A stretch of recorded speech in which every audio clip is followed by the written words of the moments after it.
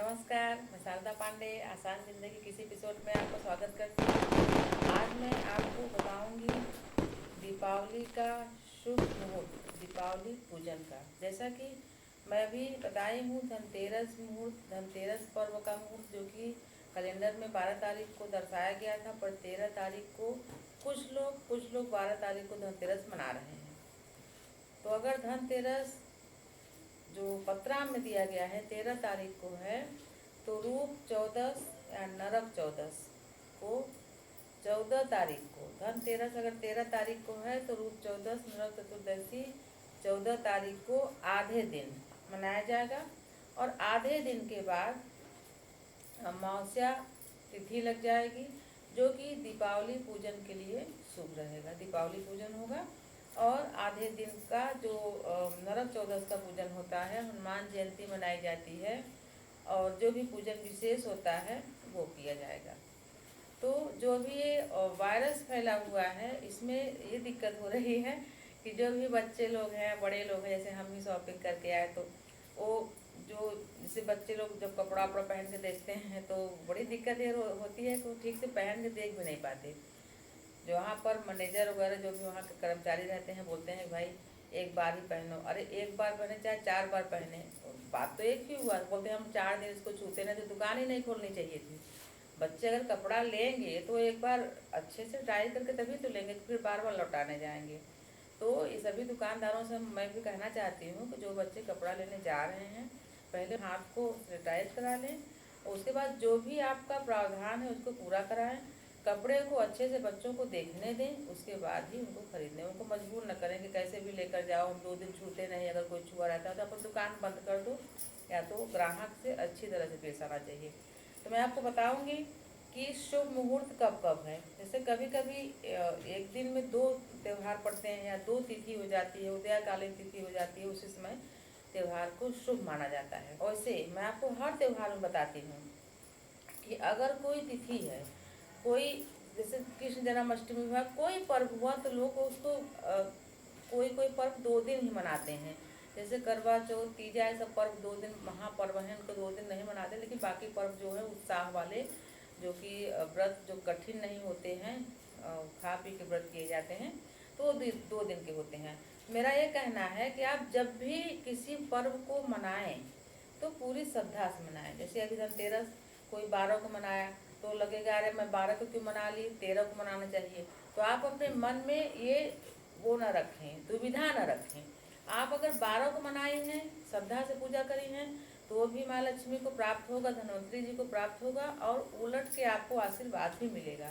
जो 13 तारीख को करेंगे उनको भी भगवान धनवंतरी जी का, माँ महालक्ष्मी जी की कृपा जरूर प्राप्त होगी। ऐसा नहीं कि आप वो तिथि सही है कि वो तिथि, मैं बोलती हूँ सब तिथि सही है। आप जिस तिथि में श्रद्धा से पूजा करें वो तिथि सही है। तो दीपावली इस बार 14 नवंबर को है और उसी दिन रूप चौदस भी है, जो कि नरक चौदस का जो पूजन होता है वो भी है। तो जैसा कि मैं आपको बता रही हूँ कि आप पूरे दिन, दीपावली का जो पूजन होता है वो अधिकतर रात्रि को ही होता है। बाकी पूरे दिन जैसे आम की पत्ती का तोरण बनाना हुआ, रंगोली बनाना हुआ और सजावट की चीज़ें लगानी हुई, और फिर चौकी सजाना हुआ, और दीप धोना। दीप को जैसे दीप जलाते हैं, जो नया दीप होता है उसको 3-4 घंटे पहले पानी में डुबा दिया जाता है, फिर उसको निकाल के सुखा लिया जाता है, मतलब हवा में सुखा के फिर उसमें तेल भरना हुआ, उसमें बत्ती डालना, ये सब सारे बहुत सारे काम रहते हैं पूजा में। पूजा जो होती है महालक्ष्मी जी का, वो रात्रि के समय ही होती है। 12 बजे तक जागरण का भी विधि है, 12 बजे तक विधि है। लेकिन आप इस बात को अगर जानोगे तो बहुत आपको प्रसन्नता होगी कि जो व्यापारी भाई बहन हैं वो रात्रि 12 बजे के बाद भी, यानी 2-3-4 बजे तक उत्साहित होके, जो उनकी प्राचीन घर में मूर्तियां हैं, जो उनके बाप दादा लोग पूजा करते थे, तो वो बहुत श्रद्धा से पूजा करते हैं और बहुत उत्साह से पूरी रात जागरण करते हैं। और माँ, आप देखोगे कि माँ लक्ष्मी की कृपा उनके ऊपर बनी हुई रहती है। हम लोग क्या करते हैं, किसी तरह से 12 बजे अब हम सो जाएं, ऐसा लगता है, ताकि पूरे दिन थके रहते हैं। लेकिन जो व्यापारी भाई लोग हैं वो क्या करते हैं, तो पूरे दिन काम भी करते हैं और पूरी रात्रि जागरण भी करते हैं। अगर आपको पता नहीं है, पता होना चाहिए। और ये उत्साह कौन देता है, माँ लक्ष्मी। माँ लक्ष्मी उनको उत्साहित करती हैं। तो आप अगर नहीं जाग सकते ज़्यादा तो आप कम से कम 12 बजे तक जागें। काजल जरूर लगाएं। जो दीपावली के दिन काजल नहीं लगाता है वो ऐसा दादी लोग बोलती है, बड़े लोग बोलते हैं कि अगला जब जन्म होता है तो एक बार छछूंदर का जन्म जरूर होता है। इसलिए काजल दीपावली के दिन बनाया जाता है जो, तो जैसे सूखा काजल लगाओ तो आँख गड़ता है। हमारी दादी लोग बोलती थी आज के दिन सूखा काजल लगाना चाहिए। मैं बोली तो पहले भाई देखो थोड़ा बहुत घी मिला के लगा लो अगर गड़ता है तो, लेकिन लगाना चाहिए। दादी लोग तो जितना कष्ट वाला काम होते वही बताती रहती हैं। वैसा तो मैं आपको बता रही हूँ कि जैसे आप जो भी नरक चौदस का पूजन करेंगे 14 नवंबर को जो है, तो वो सुबह 5:23 से 6:43। अब जैसे अब ठंड का मौसम है तो ये एक बंधन हो गया कितने समय पूजन करना है। मैं बोली आप आधे दिन तक यानी कि आप 11 बजे तक ये पूजन कर सकते हैं। और जैसे कि तमाम बहुत सारे लोगों को बहुत सारी दिक्कतें भी होती हैं शिवरात्रि को उनको कहीं जाना है। जैसे कि अभी मैं कमेंट का जवाब भी नहीं दे पा रही हूँ, तो कई लोग कमेंट करते हैं कि भाई हम कि जैसे कि घर में कोई एडमिट है हॉस्पिटल में तो रात्रि को घर नहीं रहेंगे तो क्या दिन में पूजा कर लें फिर वो चले जाएं। तो आप श्रद्धा से, मैं तो बोलती हूँ आप पूजा भी ना करें। अगर आप माँ लक्ष्मी का मंत्रों का जाप अपने मन में, आप हॉस्पिटल में रहें, यात्रा में रहें, बस में रहें, ट्रेन में रहें, अगर आपके अंदर श्रद्धा है तो अगर उनके मंत्रों का आप जाप भी, किसी के सामने आप बात भी करते रहो लेकिन आपके मन में वो जाप चलता रहना चाहिए। ये सबसे बड़ी पूजा है। आप दिन में भी पूजा कर सकते हैं। तो जैसे कि अब आपको मैं बता दूं दीपावली के शुभ मुहूर्त, जो कि भगवान के पूजा पाठ में बहुत समय लगाते हैं और वो शुभ मुहूर्त में ही पूजा करना चाहते हैं, ये भी बहुत अच्छी बात है। जो कर सकते हैं वो जरूर करें। तो आप नोट कर लीजिए मुहूर्त को। अब आपसे ये भी बता दूं कि हर कैलेंडर में जितने हमारे पंडित जी लोग हैं, जो हमारे शास्त्र हैं, पंडित जी लोग अपने अलग से नहीं मुहूर्त बनाते। शास्त्रों में जब जब जैसे अभिजीत मुहूर्त है, पुष्य नक्षत्र है, जो भी, तो अलग अलग थोड़ा बहुत बदलाव रहता है। आप किसी भी मुहूर्त में जैसे पंडित जी अलग अलग, जैसे मैं अभी पत्रा देखी तो उसमें कुछ है, बाबूलाल कैलेंडर में कुछ है, ठाकुर प्रसाद के कैलेंडर में कुछ है, तो उससे थोड़ा बहुत रहता है। बाकी पूजा का समय आप जो शुभ मुहूर्त हो उसमें कर सकते हैं। तो मैं आपको बताऊंगी दीपावली के शुभ मुहूर्त। तो दीपावली के शुभ मुहूर्त है शाम 5:30 से शुरू हो जाएगा शुभ मुहूर्त दीपावली के। दीपावली पूजन का शुभ मुहूर्त 5:30 से 7:23 तक शुभ मुहूर्त है। फिर उधर शाम मतलब ये प्रदोष काल का जो मुहूर्त है शाम 5:27 से 8:06 तक, ये भी शुभ मुहूर्त है। फिर विषव कालीन शुभ मुहूर्त है 5:30 से 7:25 तक। और फिर मैं बताऊंगी आपको जैसे कि जो कैलेंडर में है वो 2 बजे तक दिया गया है, यानी कि 2 बजे तक, मतलब कि अलग अलग, जैसे थोड़ा सा जैसे आपको बताए तो अलग अलग उसमें, जैसे कि 12 बजे से 2 बजे तक अंतिम मुहूर्त दिया गया है। बाकी यही सब है, लेकिन इसमें 2 बजे तक नहीं दिया गया है। लेकिन जो दोपहर में करते हैं पूजा, व्यापारी जो भाई बहन हैं, प्रतिष्ठान जिनके यहाँ हैं, तो वो पूजा शुभ मुहूर्त है दोपहर 12:09 से और शाम 4:05 तक। जिनके यहाँ प्रतिष्ठान है तो वो 12:05 से 2:15 तक व्यापारी भाई बहन भी पूजा कर सकते हैं। और जो सामान्य जन है वो, उनको जो ऊपर का मुहूर्त बताई हूँ मैं अभी, वो अधिकतर मतलब पूरा 5:30 से 7:25 तक।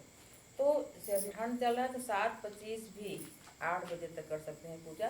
तो काफ़ी रात्रि हो जाती है, यानी कि जो भी तैयारियां आपको करनी रहती हैं उन सभी तैयारियों को करके विधिवत पूजा कर सकते हैं। जैसे मैं बताती हूँ जब आप पूजा शुरू करते हो तो सबसे पहले क्या किया जाता है, दीप प्रज्वलित किया जाता है। तो जब माँ महालक्ष्मी जी का जब पूजन शुरू होता है तो चौकी पर सबसे पहले जो 7 दीपक होते हैं घी के, तो 7 दीपक में 4 दीपकों का जो मुख होता है वो पूर्व तरफ और 3 का पश्चिम तरफ जो लौ होता है वो होना चाहिए। तो सबसे पहले 7 दीपक घी के चौकी पर जलाने के बाद जो सजाने के लिए जो मुंडेरों पर सजाए जाते हैं, दरवाजों पर सजाया जाता है, जहाँ भी सजाना हो, तो वहाँ से वो दीपक जलाने के बाद फिर बाकी जगहों का दीपक जलाना चाहिए। जैसे क्या करते हैं कि चलो पूजा कोई कर रहा है अपना करते रहें, और बाकी लोग घर के जो बाकी सदस्य लोग हैं वो दीपक जला के रखते रहते हैं, तो ऐसा नहीं करना चाहिए। सबसे पहले माँ लक्ष्मी का दीपक जलने के बाद जितने भी देव स्थान हैं, माँ तुलसी, पीपल, आंवला, समी, केला, जो ये सब देव वृक्ष बोले जाते हैं, पौधा हैं, तो इनको भी दीपदान कार्तिक के महीने में दीपावली अमावस्या में करें। तुलसी मैया को जब भी दीपदान करें तो पितरों का नाम लें। और अमावस्या को मैं सभी अमावस्या बोलती हूँ कि अमावस्या में तुलसी मैया को दूध से सींचें जरूर। इससे भी लक्ष्मी की प्राप्ति होती है, क्योंकि तुलसी माता भगवान श्री हरि के बहुत ही करीब रहती हैं। माँ लक्ष्मी से ज़्यादा आदरणीय माँ तुलसी मैया है श्री हरि के लिए।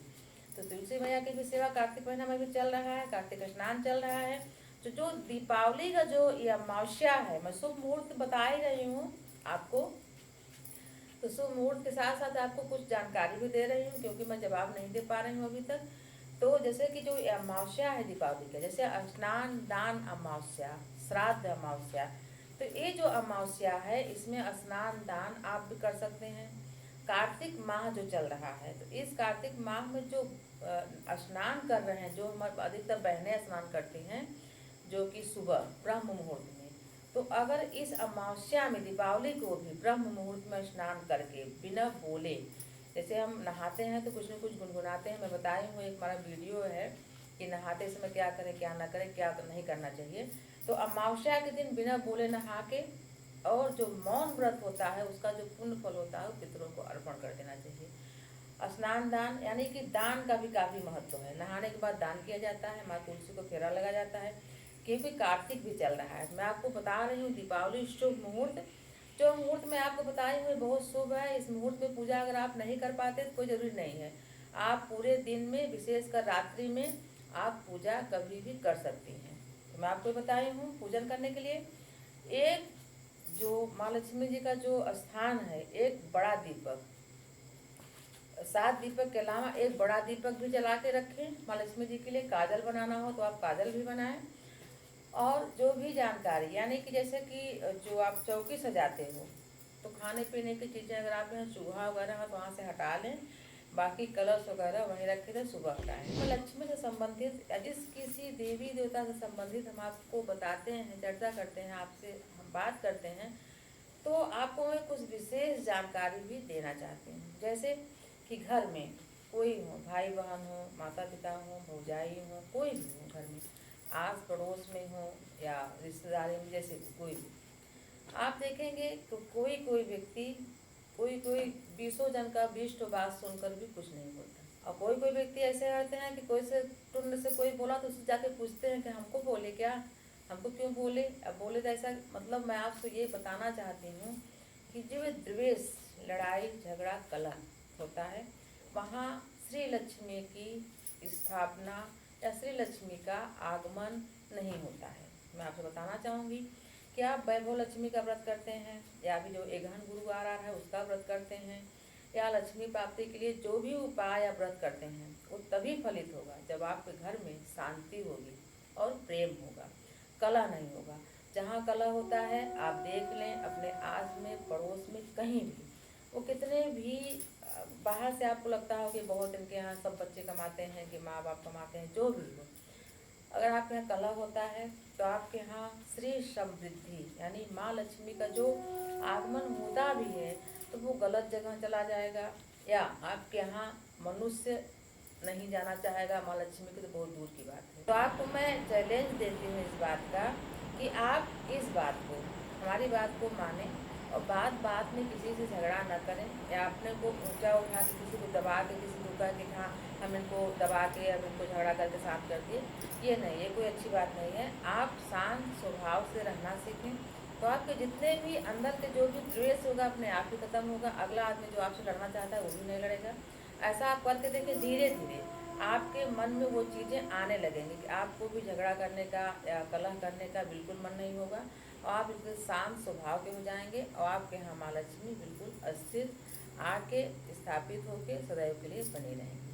तो ये भी आप करके देखिए इस दीपावली से, कि आप झगड़ा लड़ाई अशांति बिल्कुल छोड़ दें, और मंगलकारी कार्य करें और मंगल ही बोलें। आप हमारे साथ बने रहें, देखते रहें आसान जिंदगी। तब तक के लिए नमस्कार।